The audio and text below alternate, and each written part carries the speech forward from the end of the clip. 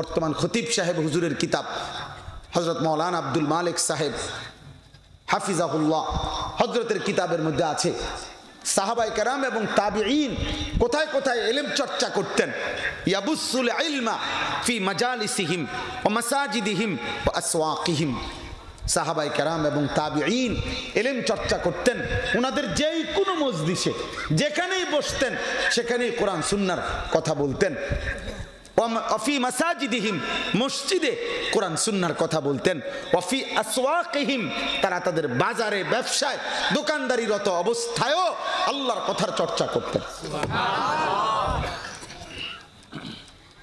কি ভাই, থামার সুযোগ নেই, থামার সুযোগ নেই।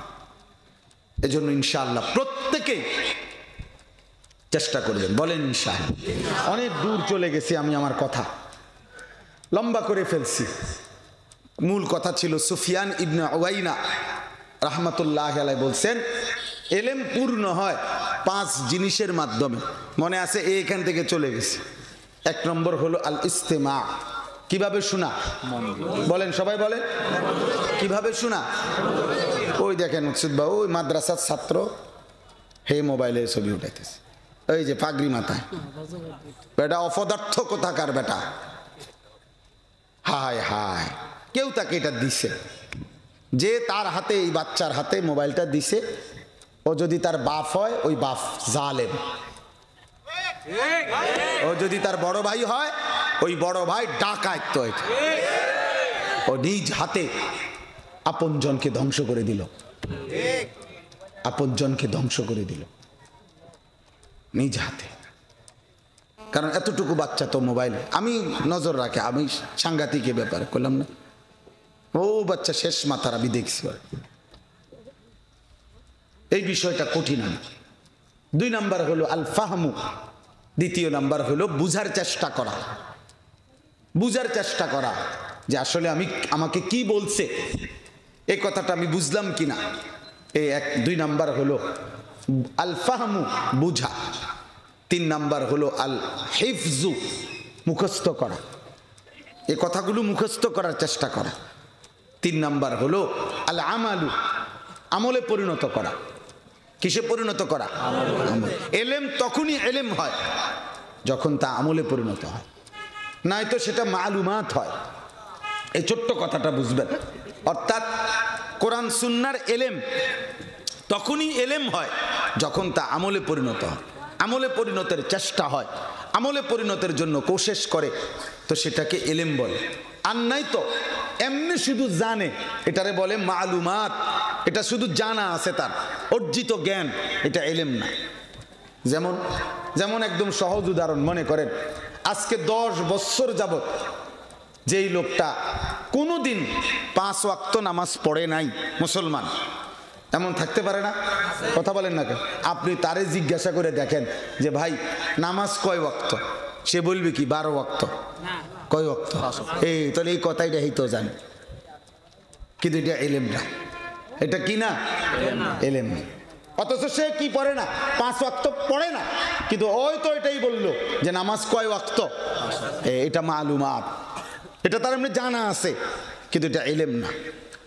এলেম তখনই এলেম হয় যখন তা আমলে পরিণত হয়। মুফতি শফি রহমতুল্লাহ আলাইহি এই কথা বলছে, আমি ওনার কিতাবে পড়ছি। 2 নাম্বার উদাহরণ, যেমন মনে করেন আজকে 30 বছর যে সুদ খায়, এই হারামখোরকে জিজ্ঞাসা করেন, এই সুদখোরকে যে সুদ খাওয়া কি, সে বলবে কি মুস্তাহাব। কি বলবে? তো এই কথাইটা সেও জানে, এটা সেও জানে। 30 বছরের সুদখোরও বলবে সুদ খাওয়া কি হারাম, কিন্তু এটা এলেম না, এটা তার মালুমাত, এটা সে জানে আর কি কথাইটা, এটা এলেম হয় নাই। এলেম হবে তখন, আমলে পরিণত হবে যখন। সর্বশেষ হলো সুম্মান নাশরু। নাশরু, আর নাশরু অর্থ হলো অন্যের কাছে প্রচার করা, পৌঁছিয়ে দেয়, এই তাবলীগ, অন্যের কাছে বলা। আল্লাহ নবী সাল্লাল্লাহু আলাইহি ওয়াসাল্লাম বলেছেন, আমার কথাগুলো যে শুনলো, নিজের কলিজার মধ্যে ধারণ করলো, মুখস্থ করলো, অতঃপর অন্যের কাছে পৌঁছিয়ে দিল, খোদার কসম নবী বলছে কিয়ামতের দিন আল্লাহ তাআলা ওই চেহারাগুলো আলোয় আলোকিত করে দিবেন। নাদ্দারাল্লাহু ইমরাআন, আল্লাহ ওই চেহারা আলোকিত করে দিবেন। আমি নবীর কথা শুনেছে, নিজের কলিজার মধ্যে ধারণ করেছে, অন্যদের কাছে পৌঁছিয়ে দিয়েছে। সামিআ মাকালাতি ফাওয়াআহা ওয়া আদ্দাহা ইলা মান লাম ইয়াসমা আও কামা ক্বালা সাল্লাল্লাহু আলাইহি ওয়াসাল্লাম। এজন্য আমি এই প্রথমত এই গুরুত্বটা, এখানে মার্কাজ মসজিদ নাম লেখা আছে দেখে বললাম, দাওয়াত ও তাবলীগের মেহনতের সাথে সম্পৃক্ততার কারণে বললাম। দোস্ত, এটা জরুরি বিষয়, এটা জরুরি বিষয়। আপনাদের কাছে আমার অনুরোধ রইল, এক ওয়াজে 1 ঘন্টায় পুরা 23 বছরের ইসলাম পুরাটা পেশ করা আপনাদের কাছে সম্ভব না, সম্ভব, কিন্তু অনুভূতি জাগানো। মাকসাদ হইল আপনি একজন বক্তার ওয়াজ শুনলে হবে না, আপনি ধারাবাহিকভাবে নিজ নিজ স্থানীয় উলামায়ে কেরাম থেকে পুরা দিন শুনতে হবে, মনোযোগ দিয়ে শুনতে হবে, অল্প অল্প করে পরিবর্তনের মানসিকতা চেষ্টা করতে হবে, চেষ্টা করতে হবে। কলিজাটা বন্ধ করে দিলে, অন্তরটা বন্ধ করে দিলে বাপ হবে না। নবী সাল্লাল্লাহু আলাইহি ওয়াসাল্লাম বলছেন, গুনাহ করতে করতে, নাফরমানি করতে করতে কিছু মানুষের অন্তর উল্টানো কলসির মতো হয়ে যায়। কাল কুজে মিরবাদান, এমন কলস, এমন পাতিল যেটা উল্টায় রাখছে, এই উল্টানো পাতিল, আবার বলছে নবীজি আলকাত্রা মাখানো, মানে একে তো পাতিল উল্টা, তার উপরে আবার আলকাত্রা মাখা, তাইলে 1 বিন্দু পানিও এই পাতিলের উপরে ফেললে উল্টা পাতিলে আটকাবে? কথা বলেন না, এমনিতেও আটকাবে না, তার উপরে আবার আলকাত্রা মাইখা রাখছে যাতে 1 ফোঁটাও না লাগে। খোদার কসম নবী বলছে কিছু নাফরমান আছে, গুনাহ করতে করতে, পাপ করতে করতে, ধারাবাহিক আল্লাহর নাফরমানি করতে করতে তাদের দিলটা এরকম উল্টানো কলসি, উল্টানো পাতিল যেটা আলকাত্রা মাখা ওইটার মতো হয়ে গেছে। ফলে এখন আর লা ইয়ারিফু মারুফান ওয়ালা ইউনকিরু মুনকারান, তার কাছে আর নেক কাজ নেক মনে হয় না, গুনার কাজ গুনাহ মনে হয় না। ও বাপ, কোরআনুল কারীমের মধ্যে সূরা হাশরের মধ্যে আছে, কোন মানুষের উপরে আল্লাহ তাআলার সবচেয়ে বড় আযাব কি? আখিরাতের না, দুনিয়া। দুনিয়ায় কোন মানুষের উপরে আল্লাহর সবচেয়ে বড় লানত, অভিশাপ, সবচেয়ে বড় শাস্তি হলো ফাআনসাহুম আনফুসাহুম। আল্লাহ তাআলা বলছে, বান্দা লম্বা সময় যদি তুমি আমারে ভুলে যাও, গুনাহের মধ্যে যদি অভ্যস্ত হয়ে যাও, গুনাহ যদি লম্বা করে ফেলো, একদিন আমি আল্লাহ নারাজ হলে আমি নিজেই তোমাকে তোমার আখিরাত ভুলায় দেব, তোমার নিজের পরিচয় ভুলায় দেব। আর কোনোদিন মনে পড়বে না যে তুমি মুসলমান, তোমার যে হালাল হারাম আছে, তোমার যে একটা কবর হবে, তোমার যে মৃত্যু হবে, তোমাকে যে হাসরের ময়দানে দাঁড়াইতে হবে, তোমাকে যে আল্লাহর সামনে বিচারের মুখোমুখি হইতে হবে, তোমার আমল নামা তোমার হাতে দেয়া হবে, মিজানের পাল্লায় তোমার আমল নামা ওজন হবে, তোমারে ফুলসিরাত পার হইতে হবে, জাহান্নাম থেকে বাঁচতে হবে। খোদার কসম আল্লাহ বলছে ফাআনসাহুম আখিরাতাহুম, আমি আল্লাহ তার আখিরাত ভুলায় দেব, তার কবর ভুলায় দেব, তার মৃত্যু পরবর্তী জিন্দেগি ভুলায় দেব। তো এইভাবে সে চলবে। এইটা হলো আল্লাহর সবচেয়ে বড় আযাব।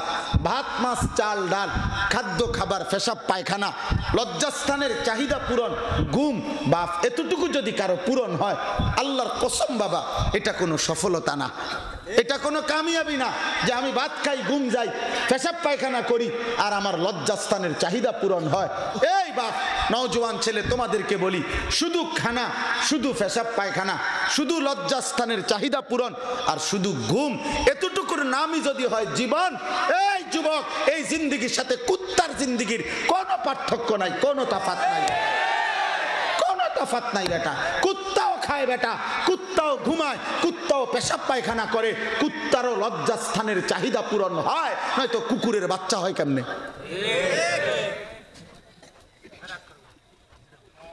বলো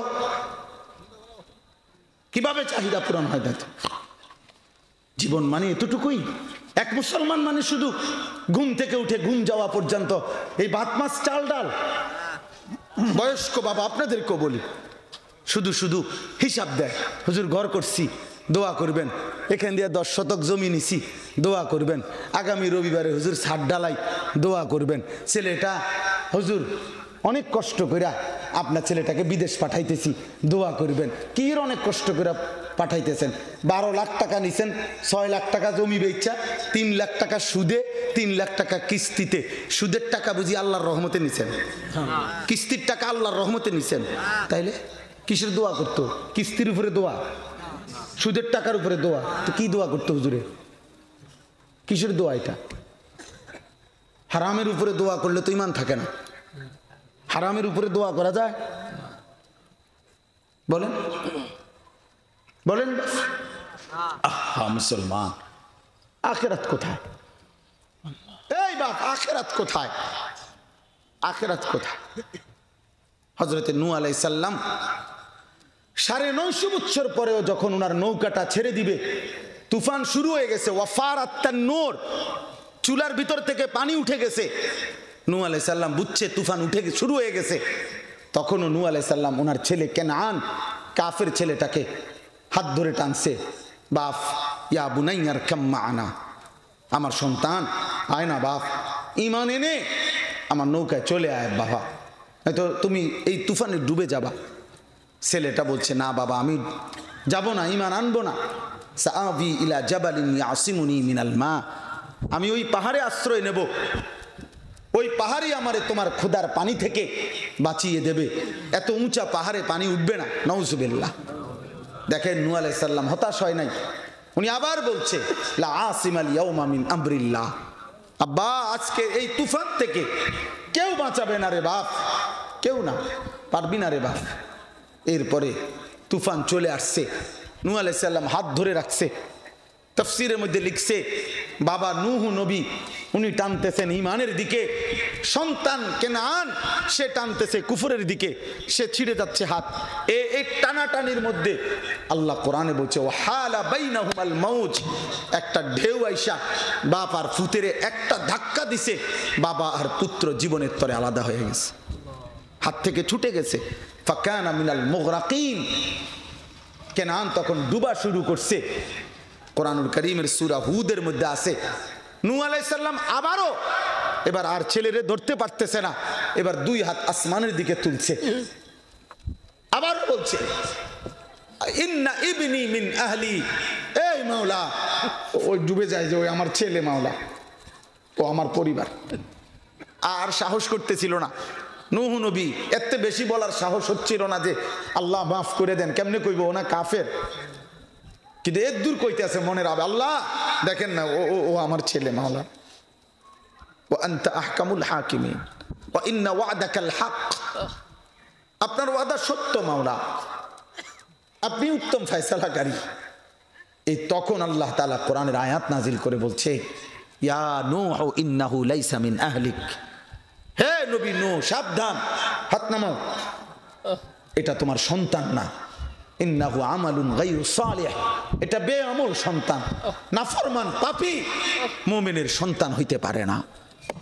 এজন্য যুবক তোমরা নামাজ পড়ো না যারা, এই নওজোয়ান যারা রাত দিন ছবি দেখো, নারী দেখো, উলঙ্গ দৃশ্য দেখো, মুসলমানের সন্তান 365 দিনে খোদার একটা বছর পার হয়ে গেছে, তুমি নাফরমান, একদিনও ফজরের নামাজ পড়লা না, তো তুই মনে রাখিস নাফরমান, তুই কোনো মুসলমানের সন্তান না বেটা। আল্লাহ নিষেধ করছে, তুই কোনো মুমিনের সন্তান না, তোর কোনো বাপ নাই বেটা, তোর কোনো মা নাই, তোর খোদা, তোর সব কিছু তোর ওই মোবাইল। আফরাআইতা মান ইত্তাখাযা ইলাহাহু হাওয়াহু, আল্লাহ কোরআনে বলছে যে তার মনের চাহিদাকে বানিয়েছে খোদা। আমার ইচ্ছাই আমার খোদা, আমার মনে যা চায় তা, এ মুমিন হইতে পারে না, এ মুসলমানের সন্তান নয়। তাইলে বাপ নূহ আলাইহিস সালাম শেষ সেকেন্ড পর্যন্ত আল্লাহ তাআলা যখন বলছে ফালা তাসআলনি, এই যে আয়াতের শব্দ, আল্লাহ বলছে আমার কাছে এমন নাফরমান সন্তানের জন্য কিছু চেয়েও না, হাত নামাও। এই তখন নূহ আলাইহিস সালাম হাত নামাইছে, কিন্তু শেষ মুহূর্ত পর্যন্ত চেষ্টা করছে সন্তানকে ফিরাইতে। কোরআন শরীফে সূরা ইব্রাহিমের মধ্যে আছে, আপনারা সবাই জানেন ইব্রাহিম আলাইহিস সালাম ওনার কলজার টুকরা 84 বছর বয়সে চোখের পানি ফেলে যেই সন্তান ইসমাইল, কোলের বাচ্চা, পাইছিলেন আল্লাহর দয়ায়, আল্লাহর আদেশে। সংক্ষেপে বলতেছি আর কি, শুধু উনি ওনার স্ত্রী হাজেরা এবং ইসমাইলকে, এই স্ত্রী সন্তানকে আরবের মক্কার ভূমিতে, তখন সেখানে একটা গাছ নাই, পানি নাই, ঘর নাই, বাড়ি নাই, বসবাসের কোনো জায়গা নাই, এরকম দুধু মরুভূমিতে একাকী শুধু একজন নারী আর একটা বাচ্চা। এই অবস্থায় যখন আল্লাহর ঘরের কাছে রেখে গেছে, তখন সেখানে চারদিকে তাকাইয়া দেখছে ইব্রাহিম আলাইহিস সালাম কোথাও কোনো জনমানুষ নাই, এক ফোঁটা পানি নাই, এক লোকমা খাবার নাই, একটা গাছ নাই, বসার তো জায়গা নাই। এখনকার এই সময়ও মিয়া, আজকে ইব্রাহিম ইসমাইল আলাইহিস সালামের জামানা থেকে কমপক্ষে 3000 বছর, 4000 বছর পরেও, 4000 বছরই ধরেন, 3000 বছর, 4000 বছর পরেও এখনকার হজে যারা যায় তাদের প্রথম জিজ্ঞাসা যে হোটেলের থেকে আল্লাহর ঘর কদ্দুর, মাঝখান দিয়ে 7 মিনিট 8 মিনিটের গরম, এ শুধু কদ্দুর হাইটা যায়। রোমেও এসি, হারাম শরীফের ভিতরেও এসি, কিন্তু শুধু এই রাস্তা দিয়ে কদ্দুর হাইটটা যায়, এই গরমটা সহ্য হয় না। কথার থেকে যদি একটু বেশি হয়, মুআল্লিমের 14 গোষ্ঠী না, মুআল্লিমের আরো মানুষ যারা আছে তাগরও উদ্ধার করে ফেলে যে এই গরমে কষ্ট দিলা কেন, এই রাস্তার এই গরমটা, এই কদ্দুর গরম সহ্য হয় না। 4000 বছর আগে ইসমাইলকে যেদিন রেখে গেছে, হাজেরাকে যেদিন রেখে আসছে বাপ, যেদিন চারিপাশে একটা গরু নাই, ঘোড়া নাই, একটা ঘর নাই, বসত নাই, পানি নাই, জনমানব নাই, তখন কি পরিমাণ গরম ছিল, কি পরিমাণ প্রখর রৌদ্রের মধ্যে রেখে আসছেন উনি।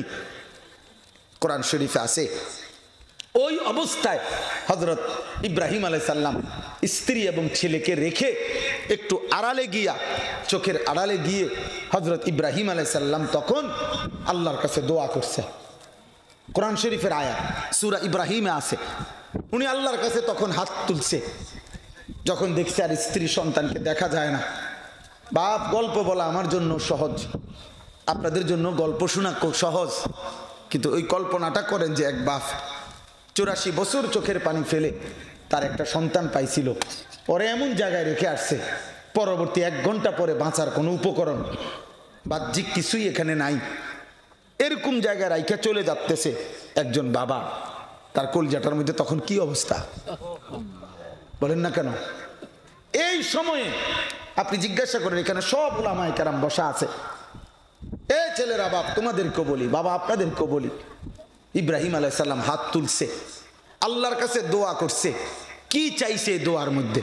আল্লাহর কসম, প্রথম তিনি যা আল্লাহর কাছে এই মুহূর্তে চাইছে স্ত্রী সন্তানের জন্য, তিনি স্পষ্ট ভাষায় বলছে, রব্বানা লিয়ুকিমুস সালাহ, আল্লাহ রব্বানা ইন্নী আসকানতু মিন যুররিয়্যাতি বিওয়াদিন গায়রি জি যারইন ইনদা বাইতিকাল মুহাররাম, আল্লাহ ঘাসপালা তরুলতাহীন একটি মরুভূমিতে আপনার ঘরের পাশে আমার বিবি বাচ্চাকে আমি রেখে যাচ্ছি, আপনার কাছে আমার চাওয়া, রব্বানা লিয়ুকিমুস সালাহ, মৃত্যু পর্যন্ত যেন আমার স্ত্রী সন্তান নামাজ আদায় করে। কি চাইছে বলেন না? যেখানে 1 ফোঁটা পানির ব্যবস্থা নাই সেখানে ফিকির করছে নামাজ, যেখানে 1 লোকমা খাবারের ব্যবস্থা নাই সেখানে ফিকির করছে নামাজ, যেখানে বেঁচে থাকার কোনো উপকরণ নাই সেখানে ফিকির করছে স্ত্রী সন্তানের নামাজ, স্ত্রী সন্তানের নামাজ। অতএব যারা উপার্জন করেন, যারা ছেলের বাপ, মেয়ের বাপ, স্ত্রীর স্বামী, এই অভিভাবক যারা, আপনারা আপনাদের জিম্মাদার, আপনারা মুসলমান, আপনারা শুধু অভিভাবক না, আপনারা শুধু স্বামী না, আপনারা শুধু বাবা না, আপনারা মুসলিম বাবা, আপনারা মুসলিম স্বামী, আপনারা মুসলিম অভিভাবক। অতএব মুসলিম এই শব্দটি যেহেতু আপনাদের সাথে লাগা আছে, অতএব দয়া করে আপনাদের জিম্মাদারি স্ত্রী সন্তানের সেজদা, স্ত্রী সন্তানের ঈমান, স্ত্রী সন্তানের তাকওয়া, স্ত্রী সন্তানের গুনাহমুক্ত জীবন, স্ত্রী সন্তানের আল্লাহর ইবাদতের প্রতি অভ্যস্ত হওয়া। খোদার কসম, ভাত প্রয়োজনে 2 বেলা খান, 1 বেলা খান, সোফা না থাকলে মাটিতে ঘুমান, খাট না থাকলে ফ্লোরে ঘুমান, আপনি তারপরও বিবি বাচ্চা, স্ত্রী সন্তানের ঈমান, আমল, নামাজ, সেজদা, আল্লাহর বন্দি জিন্দেগির উপরে সর্বোচ্চ গুরুত্ব দিবেন। জান যায় যাক, আমার স্ত্রী সন্তান যেন বেনামাজি না হয়, এই হবে মুমিনের স্বপ্ন। বলেন ইনশাআল্লাহ, বলেন ইনশাআল্লাহ, বলেন ইনশাআল্লাহ। চেষ্টা করবেন ইনশাআল্লাহ। আমার বাপ, এবার আমার আয়াতের তর্জমাটা বলি, আমার কথা শেষ। আমি শুধু এতগুলো কথা বলার পরে এবার একটা কথা হলো, এই যা বললাম আমাদের উচিত করণীয়, যে কিশোর যুবক ছেলে তোমাদেরকে বললাম, প্রিয় ভাই নষ্ট হইও না, তোমরা নষ্ট হইও না। দোস্ত মোবাইল থাকতো না, আমি বললাম ভাইয়া এই বড় মোবাইল থাকবে না, ফেসবুক ইউটিউব এগুলো থাকবে না বাপ।